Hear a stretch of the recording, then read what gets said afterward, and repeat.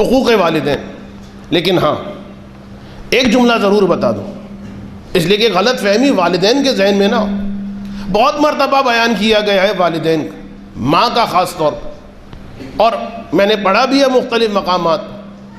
یاد رکھیے سب کچھ ہو سکتا ہے، لیکن اگر ماں باپ یہ کہیں کہ اے میرے بیٹے میں تمہیں اپنا مثلاً ماں کہے دودھ نہیں بخشوں گی، اس جو لڑکی ہے اس کو تم طلاق دے دو، رو رہی ہے چیخ رہی ہے مجھے اذیت ہو رہی ہے میرا دل ٹوٹ رہا ہے میرا دل ڈوب رہا ہے، اور واقعی اس لڑکی کا کوئی قصور نہ ہو، لیکن ان کو ایک ضد چڑھ گئی ہے، کسی بات پر غصہ آ گیا کہ مثلاً شاپنگ کے لیے جاتی ہیں تو ہمیں سلام نہیں کرتی.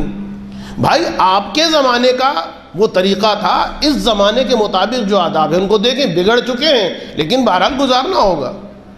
تو اس موقع پر اولاد کے لیے یہ کہہ دینا کہ ہم کو اذیت ہو رہی ہے تم طلاق دے دو، اولاد کو ان کی بات ماننے کی کوئی ضرورت نہیں ہے، چاہے کتنی ہی اذیت کیوں نہ ہو رہی ہو. اس لیے کہ ماں باپ، بس خلاصہ یہ ہے کہ ماں باپ کے ہر حکم کو پہلے یہ دیکھنا ہے کہ خدا کے حکم سے تو نہیں ٹکرا رہا. اس لیے کہ اگر خدا کے حکم سے ٹکرا رہا ہے تو خدا کا حکم سب سے اوپر ہے. والدین کا حکم نہیں مانیں گے بعین ہی، لیکن صورتحال یہ ہے در عین حال کے والدین کا حکم کسی ظلم میں ان کا ساتھ نہیں دینا.